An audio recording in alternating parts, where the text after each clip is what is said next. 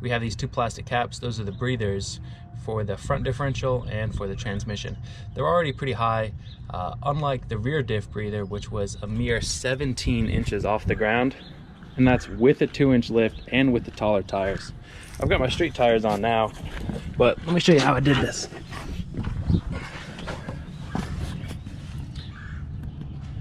So the diff does have a one-way breather valve on it, but if there's any contamination in it, it won't seal well, and if you're going to do a prolonged dunk, you really need to extend it with the breather hose. Now, I popped the cap off with a flathead screwdriver, and you can see around the edges where I pried it off with a flathead screwdriver. It's a pretty simple one-way valve. There's a rubber disc, and you can see that there is quite a bit of dirt on there, and that would keep you from getting a good seal. So if you have a really prolonged dunk, that would let water in. Underneath is just a spring. It's a really simple one-way valve, and that's the part that you pry off with a flathead screwdriver.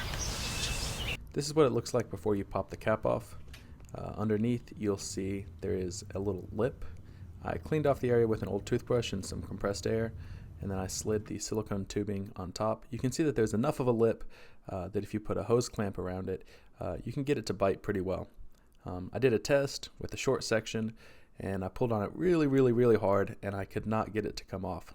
So I mounted it more securely and did it for real. And here's what it looks like.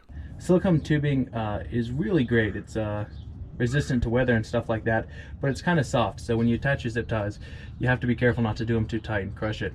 Anyway, I just zip tied it to the fill lines for the gas tank, and they run up there behind where you fill the gas in, and the hose, the clear one, is there it is. It's 2 or 3 inches longer than what you can see, and it just pokes up there. Lots of, not loose zip ties, but lots of gentle zip ties to spread the load. And here's a clip of it going through some deep water. You can see that some pretty deep water, and had no problems at all.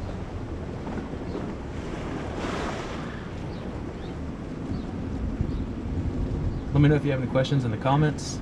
Hit that like button. Thanks for watching. We really put that rear diff breather extension to the test on the last trip. Here's a video of us driving down a creek.